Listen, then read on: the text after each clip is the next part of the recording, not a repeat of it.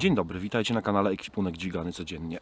Zapasy z zapasami dzisiaj będą. Z zapasami, czyli z ofertą firmy manufaktury Zapas Knives, czyli Daniela Pabisia. W lipcu Daniel do mnie napisał, nieźle się złożyło, bo chyba dzień czy 2 dni wcześniej oglądałem i wpadł mi w oko model Ultra Outdoor, bo modele są 4. Ja te 4 modele mam dzisiaj, żeby Wam pokazać. Wcześniej nagrywałem sobie na kampie robotę, były z nami na kilku wyjazdach, między innymi w Borach. Wpadł mi w oko model Ultra Outdoor. Chciałem go zamówić właśnie do Recki, ale był niedostępny i Daniel do mnie napisał, czym nie chciał przetestować w kontekście Wam pokazać. To nie są handmade. Można powiedzieć, że to jest manufaktura, można powiedzieć, że to jest produkcja mało seryjna czy seryjna. Ale się mega ucieszyłem, bo brakuje w Polsce czegoś takiego, takich właśnie małych firemek. Zawsze zazdrościłem chociażby Litwinom TRC Knives, czy Czechom ANV, Actanon Verba. Takich małych, często rodzinnych firemek, gdzie pracuje kilka osób, mają maszyny i robią noże, wiecie, powtarzalne. No ale można sobie zamiast noża zagranicznego, nie wiem, seryjniaka Made in China, czy coś, kupić sobie rodzimy produkt. Mnie to jara, spodobało mi się, więc pomyślałem sobie, super. Od tego czasu sporo się zmieniło. Jak Daniel do mnie napisał, pytałem go, rozmawiałem z nim o cenach i tak dalej, patrzyłem na stronkę. Ten największy, czyli Expendable, chyba kosztował 319 zł. Pomyślałem sobie, wow, jeżeli można kupić nóż z dobrej blachy, od polskiego producenta, w pochwie z Kydexu od razu w komplecie, z G10 na rękojeść albo z mikartą, bo są dwie wersje, tak samo jak są z powłoką Cerakote i bez powłoki. I on ma być 100, tam kilkadziesiąt złotych tańszy niż Mora Garberg, czy jakiś inny seryjniak, taki wiecie, no jakieś tam marki znanej, typu Cold Steel, coś tam. Patrzyłem z perspektywy użytkownika. Sam jestem użytkownikiem, alternatywa dla tych wszystkich, no, często oklepanych projektów, powiew świeżości, no i przede wszystkim polska marka, z czego będziemy pewnie mogli być dumni. Daniel mnie pytał raz, drugi, trzeci, kiedy film, no ja mu powiedziałem, bo wysłał mi noże, zapytał, że odpala sklep i czy bym mógł na drugi dzień przygotować film. To tak nie działa, nigdy tak nie działa. Jeżeli ktoś chce mi wysłać coś do testu, do Recki, to nie da się tego zrobić na drugi dzień. Ja muszę tego poużywać, nie będę robił z mordy, powiedzmy, cholewy. Nie będę brał na grzbiet swój tego, że Wam coś polecę albo nie polecę, bez sprawdzenia, bez poużywania, bez wyrobienia sobie własnej opinii, nie tam gdzieś opinii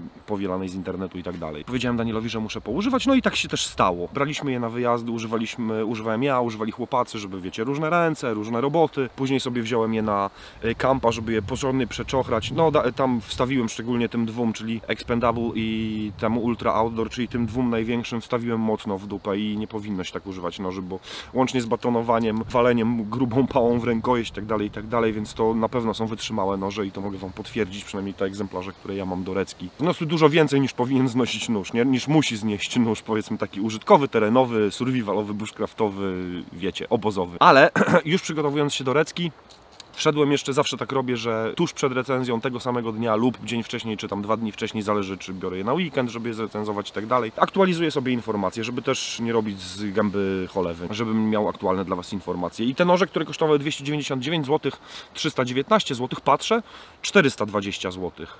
Mówię, no to spora różnica w cenie, już ten taki współczynnik genialny na początku stosunku ceny do jakości, do tego, że polska produkcja i tak dalej, że nie produkcja masowa, nie made in China, już uległ pogorszeniu, bo 420 zł za nóż z O2 czy z NMV, czy z K720, to zaraz o tym w kontekście recenzji będziemy sobie gadać, ale to wciąż jest dobra cena, to nie jest wow, ale drogi i tak dalej, natomiast no jest to dużo gorsze, tak jak zrobiłem teledysk, wrzuciłem, czy można kupić polski nóż robiony przez 2-3 osoby w manufakturce 100 kilkadziesiąt złotych taniej niż More? Można. No to już jakby jest trochę mniej aktualne. No i napisałem do Daniela, mówię, ej, a co, tak się sceny zmieniły? Na początku jak mi pisał, to pisał mi, że te noże mają tyle kosztować, mają kosztować po 300 zł, 300 kilkadziesiąt złotych, żeby każdy mógł sobie na nie pozwolić. Mówię, super. Producent, użytkownik, gra. Teraz mi Daniel napisał, że podniósł cenę dlatego, że chce wejść w hurt, czyli chce sprzedawać swoje noże poprzez sklepy, tak mniemam. Jest jedna historia, ta historia to jest historia neutralna odnośnie zmiany cen. Jest jedna historia mniej przyjemna, ale tam się powstrzymam od komentarza. Niech sobie każdy sam rozsądzi w swojej głowie, jak uważa. I jest trzecia historia, też nieprzyjemna, bardziej nieprzyjemna, szczególnie dla mnie, ale tutaj się już nie powstrzymam od komentarza, jeśli pozwolicie. Wracając do tematu. Daniel mi napisał, że te ceny podniósł, no bo musi dawać rabat sklepom i tak dalej, i tak dalej. Mówię, no okej, w porządku, rozumiem, jest to jakaś strategia, nie jest to strategia niespotykana, czy sugerująca, że oho, chce się dorobić, już zaczęły być popularne, zaczęli ludzie się interesować to podnosi ceny. Jest to strategia raczej popularna. Często producenci nawet zawyżają u siebie na sklepach ceny, żeby sklepy, które z nimi współpracują, mogły sprzedawać, więc jest jakby taki podział. Producent się nie martwi o sprzedaż detaliczną, zrzuca to na dystrybutorów, a dystrybutorzy mają de facto większe rabaty i w sklepach te ceny są ciut mniejsze niż producent ma u siebie na stronie, nie? Niż ceny powiedzmy katalogowe czy ceny producenta. Pomyślałem, no to sprawdzę też, w jakich sklepach można noże zapas knife skupić, żeby też wam powiedzieć. Googluję. Jedyny sklep, który mi wyskoczył, to sklep ostrenoże.pl. Mówię, faktycznie ceny te same co u Daniela w sklepie. Linki będziecie mieli w opisie. W ogóle Daniel zaproponował, że w momencie odpalenia recki przez 7 dni będzie kod dla ekwipunkowiczów, którzy chcieliby się zaopatrzyć w te noże. Ja nic z tego nie mam, żeby była jasność. Te noże zresztą wrócą do Daniela zaraz po tym, jak je nagram. Zrobiłem już sesję zdjęciową i tak dalej, więc one wrócą do sklepu, pewnie je będzie można wykorzystać ponownie. I to będzie to sprawa nieprzyjemna. Od początku wam opowiem historię. Jak nagrywałem sobie materiał do przebitek z używania, z batonowania, krzesania krzesiwem magnezowym, pierzastych patyków, gdzieś tam rąbania, używania zamiast krzesiwa kowalskiego czy krzesiwa pierwotnego, po prostu to one są wszystkie ze stali węglowej, więc z krzemieniem funkcjonują i te funkcjonują świetnie. Ta stal NMV jest, okazuje się, bardzo fajna, jeżeli chodzi o krzesanie zamiast krzesiwa kowalskiego. Po powrocie z tej nagrywki pomyślałem sobie, mam czas, pomyślałem sobie, że zrobię taki teledysk. Głównie dlatego, żeby wrzucić na EDC, żeby wam pokazać, ale wysłałem też Danielowi, mówię, wrzuć sobie na stronę, jeśli chcesz, wrzuć sobie tam na Instagrama czy coś. Zrobiłem taki, nie wiem, 2-minutowy teledysk, zresztą możecie go zobaczyć tutaj, pewnie wrzucę go w ten film. Daniel mnie jeszcze zapytał, czy może sobie go przemontować.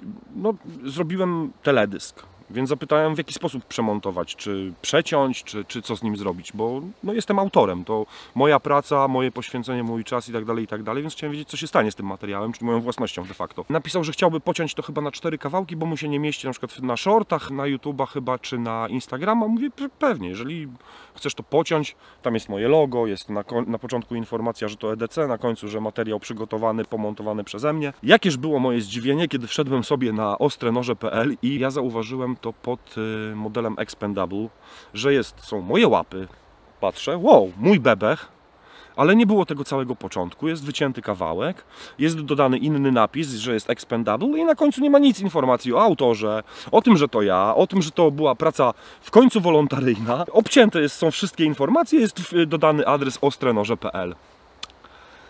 Moim zdaniem nie powinno się tak robić. Co innego, jeżeli ja robię coś, bo chcę komuś pomóc, wkładam swój czas, poświęcenie całego dnia, żeby pojechać, koszty związane z paliwem, bo w obie strony to 100 km, czas potrzebny na nagranie, to był naprawdę cały dzień, czas potrzebny na montaż. Montaż takiego teledysku to też jest ładnych parę godzin. Dobranie muzyki, pocięcie i tak dalej, pokolorowanie.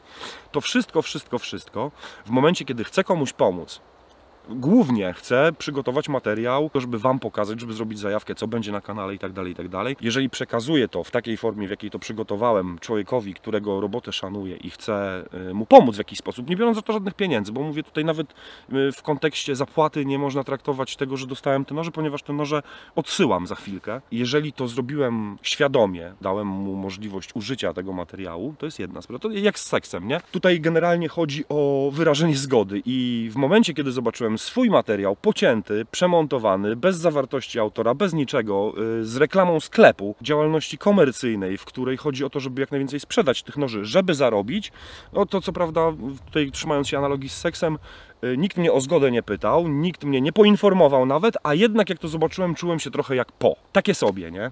Zapraszam przedstawiciela firmy ostrenoże.pl do kontaktu. Możemy się dogadać jeszcze. Ten filmik, który się tam pojawił, bo on się pojawił, później sprawdziłem jeszcze na Facebooku u nich i na YouTubie u nich. Ja sobie zabezpieczyłem, więc mogę wam tutaj też gdzieś go wyświetlić, żeby nie było, że jestem gołosłowny, że sobie sprawę wymyśliłem. Słabe, nie podoba mi się to, przede wszystkim tak się nie powinno robić, szczególnie jeżeli ktoś to robi nie komercyjnie, nie zrobiłem tego za pieniądze, Daniel mi nie zlecił tego materiału. Zrobiłem to z własnej nieprzymuszonej woli, bo zależy mi na rozwoju tej branży. W kontrze do tego dostaję takie potraktowanie słabe, nie? Nie chcę się tak czuć i nie chcę, żeby mnie ktoś w ten sposób traktował. A trzecia sprawa jest związana z jednym z tych modeli. Jest to model, który się nazywa Urban Tactic. Jestem pozapisywany na różnych grupach nożowych i gdzieś tam mi mignęło, że faktycznie, kurczę, zresztą mignęło mi moje zdjęcie, które robiłem i porównanie do noża, który się nazywa Fox Ryu. O kurczę, i tak zdjęcie spojrzałem, faktycznie podobny. I sobie sobie zacząłem grzebać. Nie znam oferty wszystkich firm nożowych i czasami jak widzę jakiś nóż, on mi się z czymś kojarzy, czasem nie. Nie sposób rozpoznawać wszystkich noży i od razu zobaczyć jakiś wzór, tym bardziej, że tego jest naprawdę mnogość okropna. Faktycznie Fox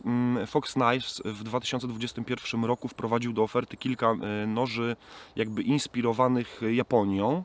Jednym z modeli w 2021 roku był wprowadzony Fox Ryu. Wziąłem sobie zdjęcia, zacząłem dopasowywać wielkość i tak dalej, żeby sobie sprawdzić, czy na przykład faktycznie to inspiracja, czy że może to przypadek. Ja Wam tutaj wrzucę zdjęcie jednego noża i drugiego noża i sami zdecydujcie, czy to inspiracja, czy to może za bardzo podobny projekt. Od razu mówię też, że Foxa Ryu nie miałem w rękach. Porównania robiłem na bazie zdjęć z internetu. Nie mogłem porównać organoleptycznie 1 do 1, wziąć obu noży i porównać, jak one faktycznie wyglądają. Natomiast no, na zdjęciach można to dosyć dobrze porównać, szczególnie nakładając jedno na drugie.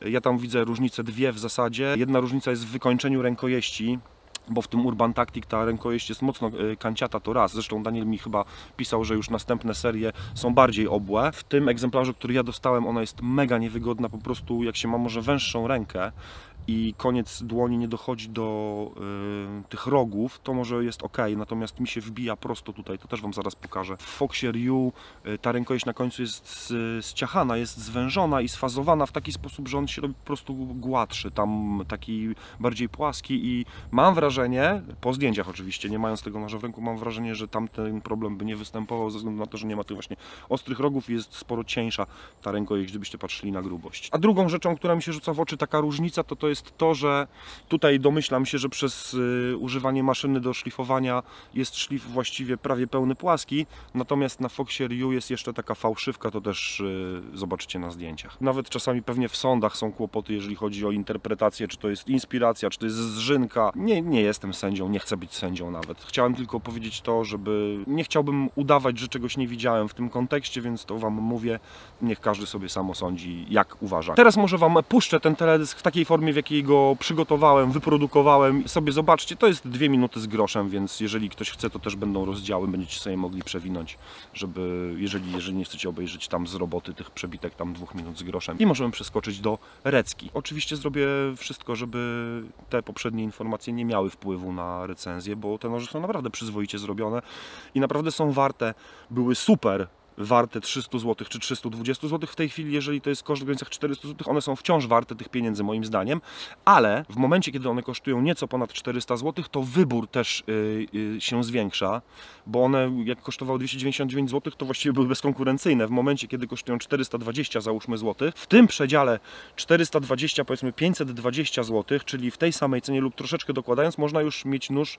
który można uznać za nóż customowy, czy nóż ręcznie robiony od nożoroba, a nie z manufaktury, czy firmy, czy nie produkcja seryjna. Zobaczcie teledysk i gadamy o nożach.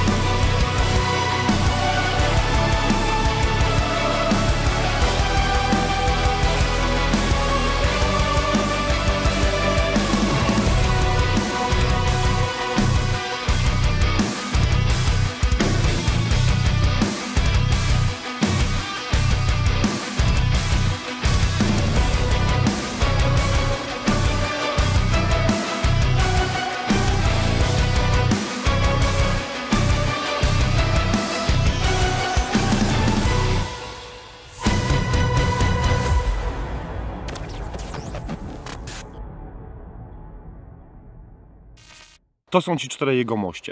Od największego Expendable, Ultra Outdoor, Urban Tactic i Handy. Może najpierw opowiem wam jeszcze coś o blasze, bo one wszystkie są wykonane z blachy NMV. K720 czy O2 czy NMV to jest stal wysokowęglowa. Ona jest słabo odporna na korozję, czyli trzeba o nią dbać, jeżeli nie jest pokryta żadną powłoką, jeżeli nie jest spatynowana, jeżeli nie ma Cerakote na sobie, no to jeżeli zapieprzycie, zapomnicie, włożycie wilgotnego do pochwy i tak dalej, to można go wyjąć rudego. Ale jest twarda, wychodzi w porównaniach, że jest twardsza od D2.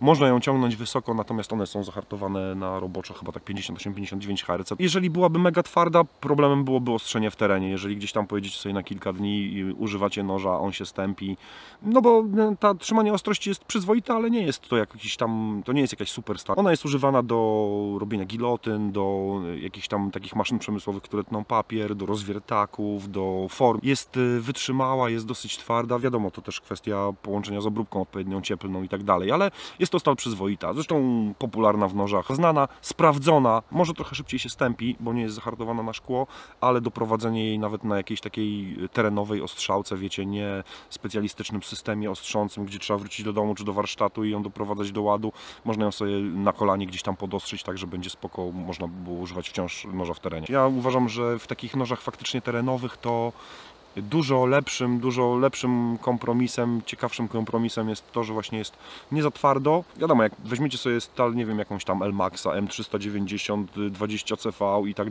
dalej i sobie go naostrzycie w domu, to przez 3 dni ciężko go zorać, ale myślę, że ta możliwość podostrzenia na, w cudzysłowie, w uproszczeniu powiedzmy, byle czym, jest wygodna, jeżeli chodzi o faktycznie noże terenowe, takie w naszym kontekście, nie? Używania w lesie, gdzieś tam w turystyce, w bushcrafcie, w survivalu gdzieś. Używałem tych noży, orałem je naprawdę uczciwie i niespecjalnie zauważyłem, żeby one tam zrobiły się, wiecie, jak parapet tępe. Nie, one wciąż były do używania. Wiadomo, jak się zrobi szczerba czy coś, no to pewnie nie obejdzie się bez jakiegoś systemu wyprowadzenia krawędzi na nowo i tak dalej. Natomiast jeżeli się stępi, gdzieś tam zawinie czy coś, chociaż tu nie zauważyłem tego problemu w żadnym modelu, więc one są też przyzwoicie zahartowane. Jak ma wysoką twardość, to zamiast podwinięcia to się po prostu wykruszy, a jak ma mniejszą twardość, no to łatwiej ją trochę doprowadzić do ładu, nie?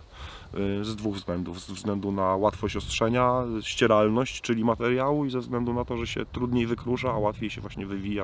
Zaczniemy od największego. To jest model Expendable. Ten nóż to jest nóż, można powiedzieć, jak ktoś jest zakochany w opcji One Tool Option, czyli nie chce nosić ze sobą małego toporka, nie chce ze sobą nosić piły, chce mieć tylko jedno narzędzie, którym wykona większość robót.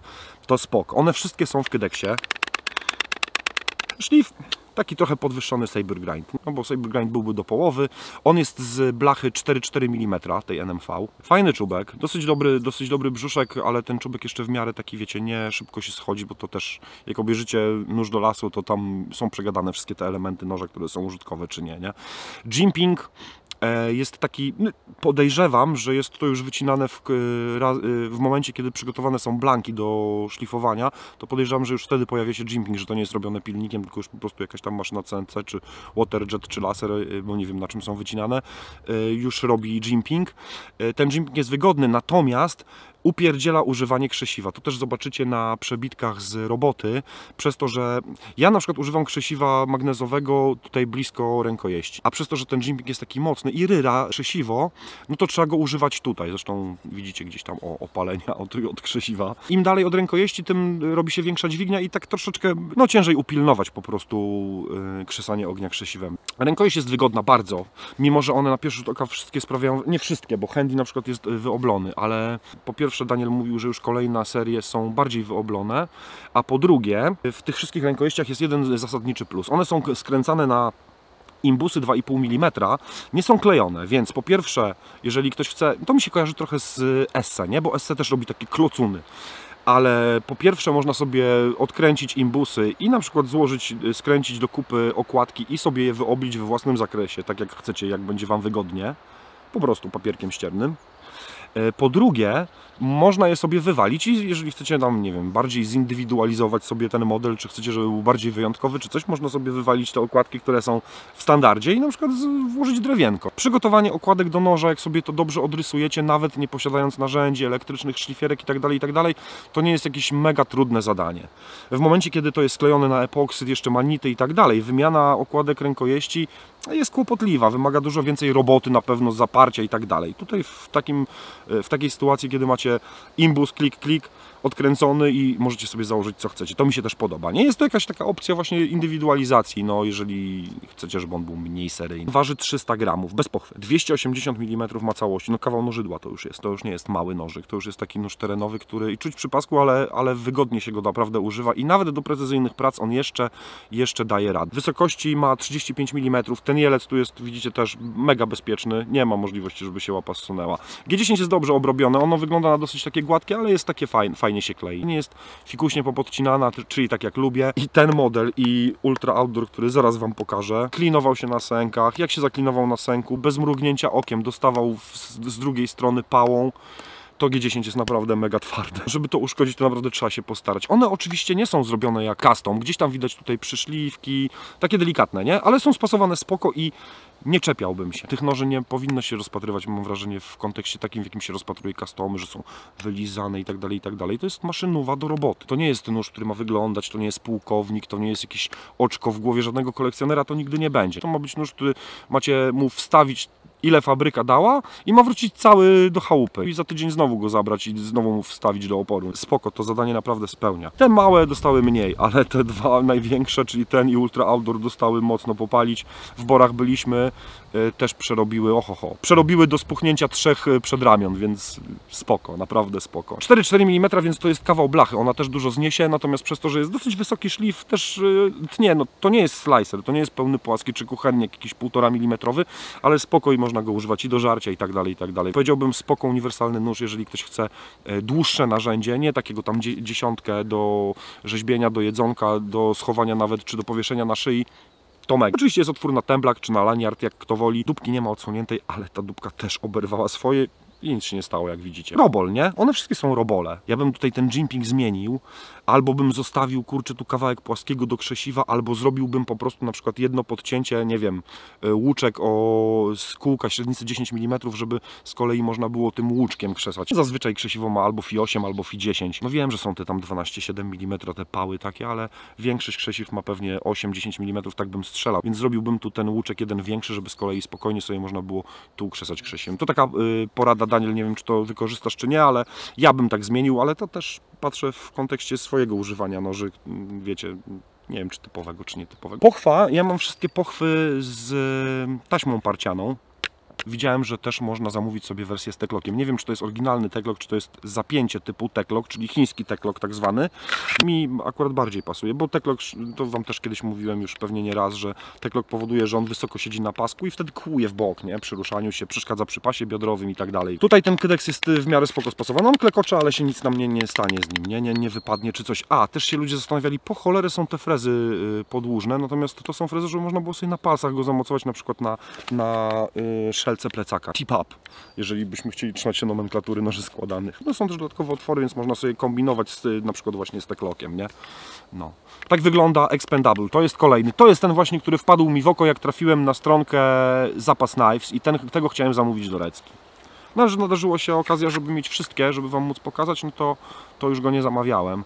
To jest taki, no średniak, nie? Typowy obozowiec, można powiedzieć. On też tutaj ma dosyć kanciatą rękojeść, jak widzicie. Pierwsze co spojrzałem, mówię, cholera, no faktycznie, no taka kanciata, ale nie przeszkadza to w używaniu tak naprawdę, nie? Czy w rękawicy, czy bez rękawicy, jak się używa długo, nie odczułem jakiegoś dyskomfortu, że tam gdzieś tam jakieś hotspoty się robią, czy gdzieś chce się zrobić pęcherz, czy gdzieś gniecie i tak dalej, więc ona wygląda na kanciatą, faktycznie jest kanciata, ale niespecjalnie to przeszkadza w używaniu. On ma 250 mm całości, 12 cm ma ostrze, bo tamten ma 15 głównie. 30 mm ma w najszerszym miejscu i waży też bez pochwy 250 gramów. Jimping ma dokładnie taki sam, to też, tak jak mówiłem Wam w poprzednim modelu, jest trochę utrudnia krzesanie krzesiwem magnezowym. Można się pewnie przyzwyczaić, może ja się tak czepiam troszkę na siłę, bo po prostu jestem przyzwyczajony do krzesania blisko rękojeści, tak mi jest po prostu najwygodniej.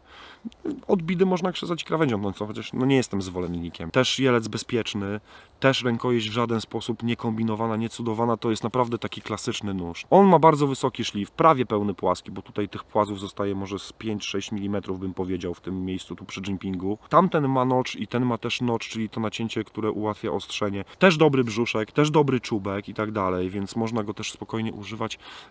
One te wszystkie, które są bez powłoki, bo tylko ten Urban Tactic jest z powłoką, one wszystkie są zorane, bo zresztą zobaczycie na przebitkach, że wszystkie sprawdzałem pod kątem krzesania krzemieniem i wszystkie, kurczę, świetnie sypią iskry, naprawdę. To jest taki nóż w moim stylu i mi wpadł w oko od razu, tym bardziej, że ten jest akurat, bo są wersje takie jak ten, czyli Acid Stonewash i tutaj trzeba je troszeczkę bardziej przypilnować, one wymagają trochę więcej uwagi, no bo będą rdzewieć, jak zapomnicie zabezpieczyć. No i są wersje z cerakotą, tu jest właśnie mikarta taka, trochę mi przypomina tlimową, nie mikartę, pamiętacie noże Tlima, one też, on miał taką, to była taka jutowa jakby, no to tutaj też jest to, no i fajny brązowy kolor, nie? Taka też w naszej stylistyce kolorystyka ziemi, powiedziałbym. Jakbym miał wybierać na przykład jeden z tej oferty, taki dla mnie, to był właśnie ten nóż, który bym sobie wybrał. Też gruba blacha 4.4, ale wysoki szlif, więc on jeszcze lepiej tnie niż tamten, bo tamten ma niższy szlif, nie? Ten Expendable, ten największy, a ten już ma podwyższony szlif i naprawdę ta grubość nie przeszkadza. On nie jest slicerem, to nie jest żyletka, to nie jest Opinel, ale jest mega uniwersalny. I mi najbardziej pasi z tych wszystkich, chociaż handy też jest wygodny, mimo że mniejszy. Puchwa jest taka sama, czyli ma tą właśnie pętlę parcianą na szeroki pas, przykręcaną, otwory, tak jak mówiłem, że można sobie zamocować te klok. Tutaj też gadałem z Danielem, bo on dosyć łatwo wchodzi i wychodzi z pochwy. Te oczka, miałem wrażenie, są za nisko i tu jest za duża szpara się robi. Widzicie to? O. I przez to on jest słabiej trzymany, nie? O. Ale Daniel mi też pisał, że już to zmienili i że w tych modelach, które teraz są w sprzedaży, te oczka są wyżej, więc ten kydex ciaśniej trzyma, nie? To dobrze, bo tego nie chciałbym zamocować do góry nogami, nie? Żeby gdzieś tam przy jakimś tam, nie wiem, wpadnięciu w dziurę czy coś, żeby dostać w nogę na przykład czubkiem noża. Pewnie średnio. To jest model handy. 10 cm ostrze. Widzicie? Ostry, ostry. I tutaj mówię, zobaczyłem, mówię, kurde, ta rękojeść, nie przepadam za takimi rękojeściami, które nie mają poszerzonej dupki, żeby on się trzymał tak wygodnie, ale naprawdę trzeba przyznać, że wszystkie rękojeści są pełnowymiarowe, to jest pierwsza sprawa. Nie są kombinowane, więc czy mała ręka, czy duża ręka nie przeszkadza. Też jest prawie płaski szlif, myślę, że tutaj zostaje podobnie jak na Ultra Outdoorze, czyli tak w granicach 5-6 mm w tym miejscu szlifu. Dobrze tnie. On też jest 4,4 mm, bo to jest wszystko, podejrzewam, te same arkusze blachy po prostu. Jest bardziej wyoblona rękojeść. Jest podcięcie na palec, ale to podcięcie na palec jest takie, że nie utrudnia jakiegoś tam chwytu, czy takiego, czy pełnego, czy odwrotnego. Jelec jest mniejszy, dlatego też podejrzewam, że jest podcięcie na palec, żeby on faktycznie był wciąż bezpieczny i jest. Gołą ręką, czy w rękawicach, czy nawet jakby była ręka trochę wilgotna, to nie powinno się nic dziać. Jimping też ten sam. Tu się tylko coś zadziało, że jest jelec i ten notch, czy nacięcie ułatwiające ostrzenie jest odsunięte od jelca. Tu gdzieś coś tak jakby maszyna, nie wiem czy to maszyna pewnie i zrobiła to nie w tym miejscu, tu jest jeszcze taki ząbek. To nacięcie ułatwiające ostrzenie powinno być cofnięte o dosłownie 2 mm w stronę jelca. Też dobry brzuszek do cięcia, też dobry sztych, też krzesze fajnie nawet krzemieniem. Wszystkie te rękojeści nie są grube, pękate, więc mówię, nawet myślę, że na mniejszą dłoń spoko, ale wypełniają rękę, nie cierpnie ręka, czy w tym Expendable, czy w Ultra Outdoorze, który jest chyba ma najbardziej kanciastą rękojeść, jeżeli mówimy o tych tutaj rantach. Ten jest, widzicie, podfrezowany, wygodny i myślę, że tak samo do lasu, jeżeli ktoś chce takiego noża utylitarnego, czy noża do wszystkiego trochę. Wiadomo, to kwestia kompromisu, ale dyszka no to jest taka mój taki wymiar, chociaż z tej oferty, z tej czwórki bardziej mi pasuje ten Ultra Outdoor, ale też może kwestia estetyki, może właśnie kwestia tej rękojeści, to wiadomo, estetyki są różne. To nie jest moja estetyka, niespecjalnie mnie przekonywał, ale używa się go de facto, to trzeba powiedzieć uczciwie, nie? Że ta rękojeść może i nie wygląda, ale jest naprawdę wygodna w użytkowaniu i też jest wygodna na dłuższą metę, nie? Że tylko wziąć do ręki, przeciąć, odłożyć, schować do pochwy, tylko też na przykład pracując nim nic się nie dzieje tutaj z tą rękojeścią i z ręką, której używam. Ten też ma 30 mm, no ostrze powiedziałem Wam 10 cm. całkowitej długości ma 220 mm i waży 200 gramów. Bez pochwy, wszystkie wagi są bez pochwy. I też jest stonewashowany, też jest trawiony, więc wszystkie te wersje bez powłoki Cerakote, no trzeba ich przypilnować. Trzeba przetrzeć przed schowaniem do pochwy, trzeba po powrocie do domu może je przesmarować jakimś olejkiem, jakimkolwiek, nie? To nie musi być jakiś tam super specjalistyczny olejek do noży, to może być nawet odbity olejek do smażenia. Byle odciąć dopływ tlenu właśnie, żeby on nie rudział. Można by się też tutaj czepnąć, że jest jakiś tam rancik taki, wiecie, tutaj pół czy 1/3 mm niespasowana rękojeść, tylko że to użytkowo nie ma żadnego znaczenia. No a ma znaczenie, pewnie ma wpływ na cenę, bo jeżeli to miało być wylizane, dopieszczane ręcznie i tak dalej, to pewnie byłyby droższe. Patrząc z perspektywy też producenta, nie patrząc z perspektywy użytkownika, który chce mieć jak najlepsze narzędzie za jak najmniejszą cenę, tylko może obiektywnie rzecz biorąc, no ilość roboczo godzin się przekłada na cenę, jakby nie patrzeć. Identycznie ma pochwę zrobioną jak reszta. To też pewnie ma ułatwić, wiecie, powtarzalność i tak dalej, więc pochwa też jest z Kydex-u. Trzymanie ma super, ta nawet nie klekocze. Myślę, że na co dzień, jeżeli ktoś chciałby nosić małego fixta, czyli nóż z głownią stałą, a nie folder, to myślę, że ten też się nada. Jeszcze można go sobie naprawdę dobrze schować, żeby on tam specjalnie nie wystawał. A jakby założyć te kloka, to już w ogóle będzie wystawał pod paskiem tyle. I ostatni jest Urban Tactic, czyli ten, który właśnie rozmawialiśmy wcześniej, że jest podobny do Foxa Ryu. Pochwa identycznie tak samo, wszystko to samo. Też siedzi. Słyszycie?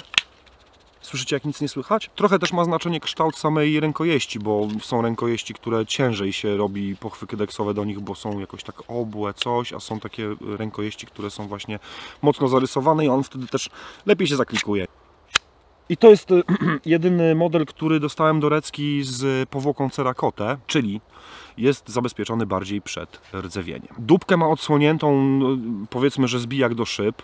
Tym bardziej, że to Urban Tactic, więc może ma być do używania też w terenie zurbanizowanym z otworem. Analogicznie do modelu Ultra Outdoor ma mocno kanciatą rękojeść, chociaż mówię, musicie spojrzeć sobie na aktualne zdjęcia, bo Daniel mi mówił, że zmienili to i że jest bardziej obły. Też jest skręcona oczywiście na 2 imbusy, ma 2 podcięcia.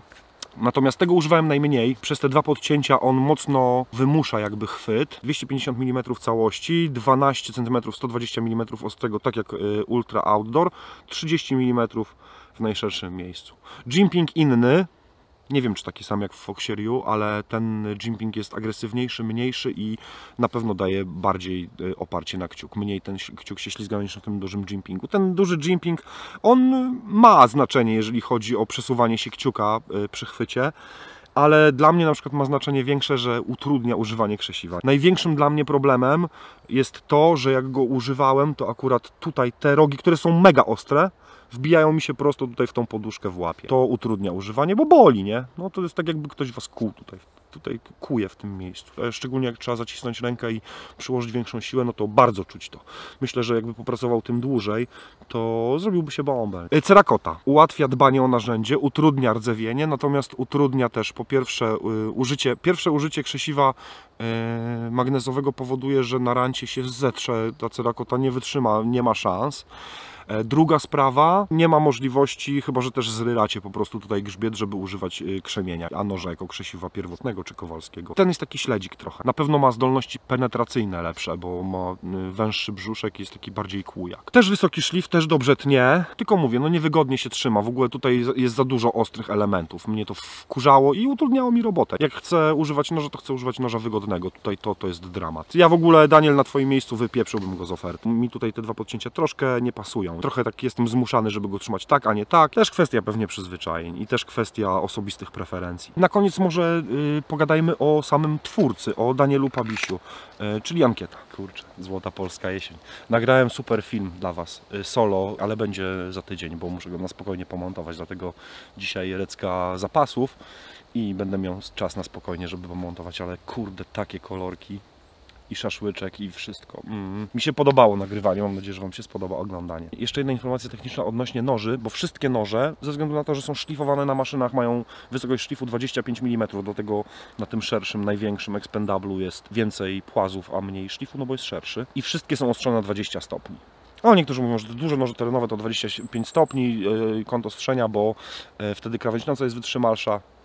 Nie zauważyłem, żeby coś się stało z krawędzią tnącą w tym największym, a naprawdę dostał. Ciekawostka, bo Zapas Knives to firma w zasadzie rodzinna, bo Daniel robi jeszcze to z 2 braćmi, 2 bracia bliźniacy pomagają mu, więc to też fajne. Trochę jestem wkurzony na tą zmianę polityki cenowej, bo bardzo się ucieszyłem w kontekście użytkowników, że będzie dostęp do niedrogich noży fajnych polskiej produkcji. No teraz wciąż nie są to drogie noże, jakby patrzeć na markowe produkty innych firm zagranicznych, ale to jest różnica, 100 to już jest różnica. Myślę, że jakby one były po 300 i ktoś by pytał, ej, mam 300, potrzebuję nóż do lasu, to w 8 przypadkach na 10 padałoby, kup se Zapasa któregoś tam, większego, mniejszego, jaki ci pasuje. Nie wiem też, czy to jest na dłuższą metę dobre, żeby właśnie przerzucić to na sklepy, no ale to już...